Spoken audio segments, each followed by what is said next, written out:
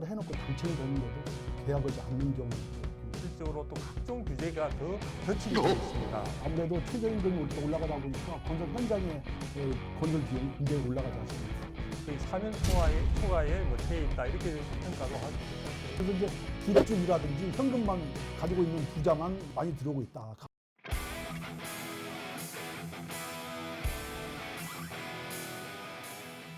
네, 바로 얼마 전까지만 해도 청약 경쟁률 수백 대 1, 완판 이런 뉴스들 많이 보셨을 텐데 요즘 미분양, 미계약이 속출을 하고 있습니다. 도대체 이런 현상 왜 일어나고 있는 건지 오늘 두 분의 부동산 전문가와 함께 이야기 나눠보겠습니다. 두 분 안녕하세요. 안녕하세요.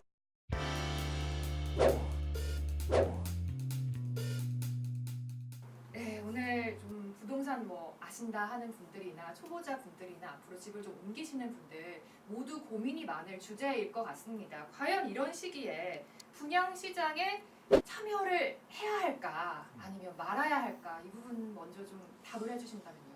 저는 관심을 좀 집중적으로 가져야 된다. 이런 쪽에 비중을 두고 싶습니다. 관심을 좀 가지자. 예. 저는 분양시장에 여러 가지 시장의 침체 전망에도 불구하고 관심을 충분히 가져야 된다 이렇게라고 이야기하고 싶습니다. 네, 두 분의 의견을 종합적으로 이야기해 보면 결국 그럼에도 불구하고 관심을 가져야 한다라고 이야기를 좀 해볼 수 있을 것 같아요. 그러면 왜 그런지 궁금하실 텐데 전문가들의 다양한 정보, 진짜 정확한 정보를 좀 쏙쏙 뽑아내도록 하겠습니다. 오늘의 첫 번째 키워드부터 좀 보여주시죠. 네, 이게 뭘까요? 늪에 빠져라고 되어 있는데요. 잘 나가던 분양시장이 급격히 냉각이 되면서 이렇게 늪에 빠졌다라고 하는 표현인 것 같은데요. 실제 그렇죠. 그래 들어와서 청약 가점만 보더라도 17점, 16점 이렇게 떨어지고 있으니까요. 청약 가점이 크게 떨어진 것들, 또 미분양이나 미계약들, 청약을 해놓고 당첨이 됐는데도 계약하지 않는 경우들도 굉장히 많이 생겨나고 있거든요. 지난해 하반기 같은 경우에는 만점 당첨자까지 나올 정도로 굉장히 호황이었는데 이렇게까지 좀 격세지감도 느껴지기는 합니다. 서울하고 지방하고 좀 차이가 클까요? 그렇죠. 시장의 양극화로 이제 많이 설명을 하는데요. 서울 같은 경우에는 향후에 있어서 전망은 공급량이 수요에 비해서 못 미칠 수도 있다는 그런 부분들이 있어서 그나마 나은 상황이고요.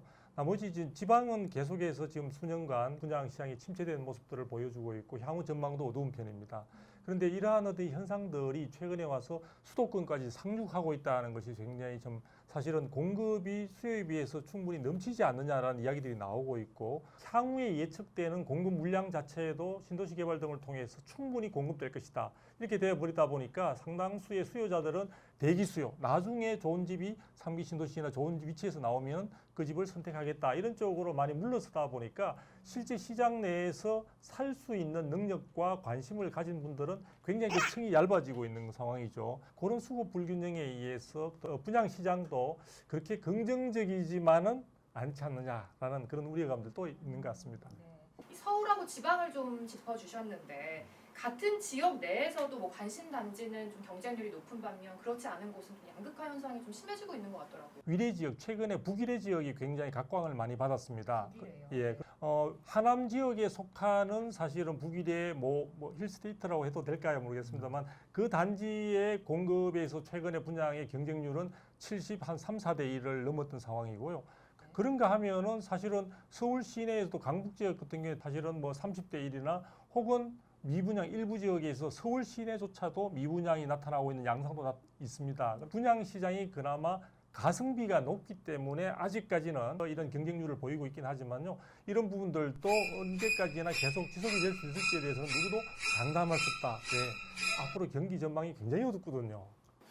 위례 한숨이 같은 좀 경우 나오네요. 그렇죠. 또 양극화되는 지역에 이제 동대문 쪽에서 나온 아파트들 같은 경우들도 굉장히 관심들은 많았습니다. 그러나 실제 그 내막을 좀 들여다보면 역시 이제 관심은 많이 떨어지는 쪽으로 미계약이나 미분양이 많이 나오고 있는 그런 사항들이고 또 청약 통장을 활용해서 이 아파트를 분양받는 분들 그런 분들이 많아야 사실은 실수요자들이 많은 걸로 이해를 할 수 있거든요. 근데 무순위나 이제 삼순위권에 가서 청약하는 분들이 굉장히 많다는 얘기는 일종의 가수요도 그 안에 포함되는데 그런 가수요층들이 있는 데에서 청약 당첨 확률들이 높게 나오는 경우들이 나오기 때문에 아무래도 실수요자는 관심이 점점 떨어지고 가수요자들이 일부 거기에 개입하는 현상들이 나타나고 있는 거 아닌가 이렇게 보여집니다.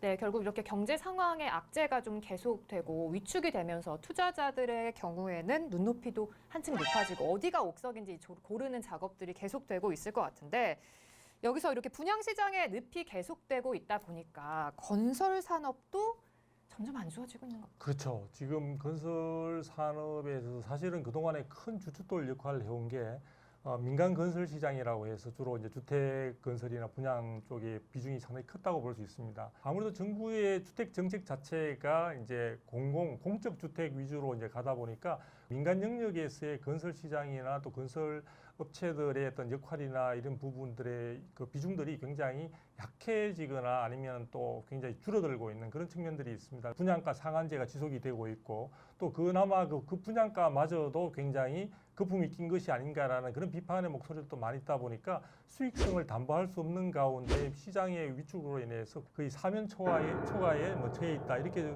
평가도 할 수 있을 것 같아요. 그래서 앞으로도 사실 그 전망은 밝지 않습니다. 재건축 수주해 놓은 것 같은 경우들도 아무래도 최저임금이 이렇게 올라가다 보니까 건설 현장의 건설 비용이 굉장히 올라가지 않습니까?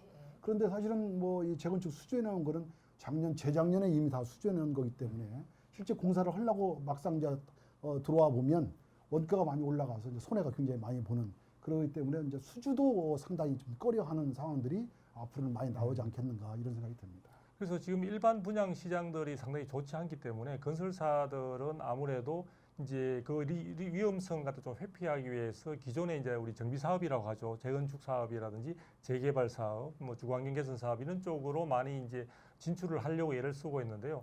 공교롭게도 재건축 사업은 실질적으로 또 각종 규제가 더 덧칠이 되어 있습니다. 재건축 초과이익 환수에 관한 그 법률이 다시 이제 부활되면서 실질적으로 지금 환수금이 많이 부과되고 있고 또 재건축 같은 경우는 사업 초기부터 안전진단 기준이 굉장히 강화됐죠. 그래서 사실은 작년 3월에 안전진단 기준이 강화되고 난 이후에 신규로 재건축 사업이 인가가 난 곳이 딱 한 곳밖에 없습니다. 서울에 뭐 방배동에 한 곳밖에 없는 상황이다 보니까 그러니까 건설사들로서는 어디에서 좀 사실은 수익을 창출할 수 있는 쓸 곳이 없는 그런 상황으로 지금 전개되고 있습니다. 저희가 지금 굉장히 앞부분 짧게 이야기하고 있지만 제일 많이 나온 단어가 힘들다, 어렵다, 답답하다 이런 얘기인 것 같습니다. 답답한 이야기 계속하고 있으나 여러분들 그러면 왜 대체 우리 이런 상황이 벌어지고 있는 건지 왜에 대한 부분을 좀 이야기를 하다 보면 그래도 좀 해결책이 답이 좀 나올지 않을까 싶습니다. 무순위, 줍줍, 현금 부자 이렇게 두 개의 키워드를 좀 뽑아봤습니다. 분양시장 안 좋다는 거 좀 오래 들어본 이야기기는 하거든요. 도대체 시장이 이렇게 살아나지 않는 이유 어디서 좀 찾아볼 수 있을까요? 아무래도 이제 정부가 청약을 이렇게 실수요자 중심으로 바꿔 놓아서 제자리로 어떻게 보면 청약시장에 가고 있다. 뭐 이렇게도 볼 수 있지만 또 한편으로는 시장이 그에 따라서 이제 냉각되는 그런 상황들이 올 수밖에 없다. 특히 앞서 얘기를 드렸지만 이제 청약 통장을 가지고 1순위나 2순위를 가지고 적극적으로 청약을 해야 되는데 이게 망설이고 있는 지금 그런 상황들이죠. 그러다 보니까 이제 무순위에서 청약하는 경우들이 상당히 많이 생겨나서 결국은 이제 실수요자들이 좀 많이 참여를 해야 되는데 그게 안 된다라는 것이 주된 요인이고요. 뭐가 문제냐? 가장 큰 문제는 지금 중도금 대출이 안 된다는 게 우선 가장 큰 문제죠. 자기 돈 가지고 아파트 분양을 받기가 정말 힘들죠. 사실 뭐 내 돈 가지고 집을 완벽하게 분양을 받을 수 있는 사람들은 그렇게 많지 않거든요. 되게 기존주택 시장은 아무래도 기존주택은 사면 한꺼번에 돈을 내야 되지만 2년, 3년에 걸쳐서 그걸 다 중도금으로 나눠서 내기 때문에 그걸 보고 이제 분양시장에 참여를 하는데 유리한데도 불구하고 지금 이제 시장 상황은 중도금 대출이 안 되니까 지금 그러지 못하고 있다. 뭐니 해도 시장이 기존주택 시장이 가라앉으니까 관심이 떨어진 거죠. 관심이 떨어진 거고요. 현재 정부, 문재인 정부가 출범을 하면서 사실 부동산 시장이 그 당시에는 출범할 때 좀 과열되어 있는 그런 양상들이 있었습니다. 근데 그 원인을 둘러싸고 문재인 정부가 가장 먼저 원인 제공자로 지적한 것이 이제 강남 지역의 재건축 사업에 뛰어든 많은 분들을 이제 그 원인자로 지적을 했었고요. 그 다음에는 집을 많이 가진 다주택자를 타겟으로 삼았습니다. 그런데 작년에 2018년도 9.13 대책 이후에 후속 조치로 나온 게 뭐냐면 1주택자마저도 사실은 청약 시장에서 완전히 배제시킴으로 인해서요. 사실은 정부가 이야기하는 실수요자만의 어떤 주택 시장을 만들어 보겠다. 그리고 주택을 마련하지 못하는 분들은 공적 주택, 공공에서 공급하는 정말 그런 어떤 주택으로서 시장 기능 자체를 갖다가 이제 무력화시키는 그런 정부가 입장을 취해왔던 것 같아요. 그런데 사실 시장이 주택 시장이라는 건 뭐 우리나라를 제외하고 아마 전 세계적으로 실수요자만의 어떤 그런 시장으로 기대한다는 건 대단히 어려운 상황들이고요. 그리고 주택을 가진 사람, 유주택자와 무주택자로 이원화시켜서 이렇게 보는 시각 자체는 주택을 가진 것에 대해서 도덕적인 어떤 잣대를 가지고 시장을 재단하는 것이기 때문에 이 부분은 시장에서 또 다른 측면에서 많은 왜곡을 가져올 수 있고요. 시장 기능을 굉장히 냉각시키는 그런 측면들도 있는 것 같습니다. 그래서 정부가 시장에 대한 제대로 된 시각을 바로 잡아보는 것이 우선 선행돼야 될 것 같은데 조만간에 그 기대는 쉽지 않을 것으로 예상이 됩니다. 네. 실수요자 청약 그게 상당히 중요하기는 하죠. 그런데 이제 조금 더 좀 첨단화된 아파트 이런 것이 되어 있는 첨단 아파트로 지금 옮겨가려고 하는 수요. 이른바 교체 수요라고 그러는데 그렇죠. 새로 무주택자가 청약을 해서 당첨되는 경우와 그다음에 이렇게 교체 수요가 또 당첨받는 이런 수요들이 반반 거의 공존합니다. 그런데 지금 실수요자 청약이라고 해서 제안을 해놓은 것은 완전히 집이 없는 사람만 청약하게 물꼬를 열어놓고 있거든요.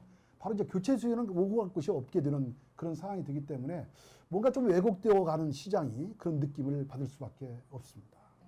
정책의 약간 바운더리가 조금 더 자유경제적으로 넓어져야 되는 거 아닌가 하는 부분들에 대한 지적을 좀 해주신 것 같아요. 근데 아까 무순위에 대한 이야기를 좀 해주셨는데 좀 더 이야기를 나눠보면 그러니까 사전 예약 순위가 없이 청약 신청을 받아서 무작위 추첨을 해서 당첨자를 선정하고 주택을 공급하는 것인데 이 부분을 좀 제대로 숙지를 못한다면 이 불이익을 또 소비자들이 그대로 안고 가지 않습니까? 지금까지는 모델하우스에서 그냥 순위 세워서 건설회사가 마음대로 이제 임의적으로 선정을 했습니다. 그런데 그러다가 보니까 이제 뭐 몇천 명, 몇백 명이 이제 줄을 서게 되는 그런 상황들이 발생을 했죠. 그러니까 그런 것들이 이제 밖으로 보면 과열 청약의 어떤 현상도 나타날 수도 있고 공정하지 못하는 어떤 입장도 나올 수 있고 하다가 보니까 정부가 사전에 그러면 인터넷으로 사전 청약을 미리 받아서 그런 부적정 물량이라든지 미계약 물량이 나오면 그 사전에 받았던 사람들을 대상으로 이제 그걸 공급해주는 어떻게 보면 논리적으로는 상당히 맞는 논리입니다. 그게. 말씀을 들어보면 되게 끄덕끄덕하게 되는데 네, 여기서 그렇죠. 뭐가 문제인 건가요? 그런데 이제 그러다가 보니까 청약 통장을 다 안 쓰게 되고 모두가 다 사전 청약으로 가서 이제 신청을 하게 되는 거죠. 그러니까 어떻게 보면 돈 있는 사람만 가장 유리한 어떤 그런 제도로 이제 변질이 되기 시작해서 그래서 이제 줍줍이라든지 현금만 가지고 있는 부자만 청약 시장에 이제 많이 들어오고 있다. 가수요만.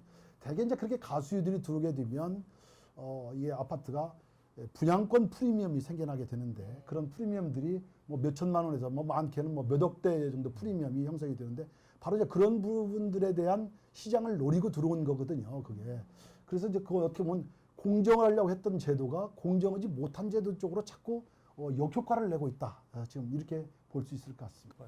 그렇게 무순위로 청약을 하면 이게 당첨 제한 규정에도 또 걸리지도 않습니다. 다음에 그럼요. 일정 기간이 지나면 이제 청약을 못 얻도록 그 기간 동안에는 못 얻도록 이렇게 되어 있는데 그런 것도 걸리지 않게 되는 거고요. 여러 가지 그 가점 뭐 이런 부분들도 필요가 없게 되죠. 거기에 가서 청약을 하게 되면. 그래서 오히려 이 편법으로 가는 길들을 더 길을 넓혀준 그런 꼴이 돼서 시장에는 굉장히 부작용을 많이 초래하고 있다 이렇게 볼 수 있습니다. 저는 참 뭐 오늘 방송하는 김에 제가 꼭 드리고 싶은 말씀은 많은 사실은 문재인 정부가 출범하고서도 사실은 10여 차례 이상의 대책들이 나왔는데요. 그 대책들이 시장에서 제대로 자리 잡고 긍정적인 효과로 계속해서 발휘를 하고 있는지를 한번 점검해보고 그 부분에서 부작용이 나타나면 그 부작용들에 대해서 재빠른 어떤 사후 조치들이 좀 따라줘야 되는데 그런 부분들에 사후 애프터 서비스가 없는 것 같아요. 애프터 서비스요. 정말 AS 부분에 대한 마인드를 좀 가져줬으면 정책 당국자들이 그런 부분에 대해서 꼭 저는 이 기회를 통해서 말씀드리고 싶습니다. 애초에 의도는 굉장히 좋은 정책이었으나 점검이 꼭 필요해 봐야 할 시간인 것 같다라는 이야기까지 좀 들어봤습니다. 결국 현금 부자만 도와주는 역할이 되어버린 상황이고 현금을 가진 부자들의 그들만의 잔치가 되어버린 상황인 것 같다라는 이야기까지 좀 들어봤습니다. 그렇다면 앞으로 또 어떤 논란 안에서 향후에는 어떤 대책과 함께 어떤 액션을 좀 취해야 돈도 좀 벌고 이익을 좀 취할 수 있을지 그 이야기가 핵심이지 않겠습니까? 그 이야기에 대해서 또 자세히 나눠보도록 하죠. 이런 팁을 드리고 싶습니다. 20대나 30대 같은 경우들은 이제 40대 정도 들어가면 60대에 가면 이제 아무래도 집을 좀 주택을 구입해야 될 어떤 여러 매력 포인트가 별로 없는 상황이다 보니까 그 잃어버린 일본의 20년을 이야기하면서 굉장히 마라톤 게임으로 생각을 하셔야 되고요.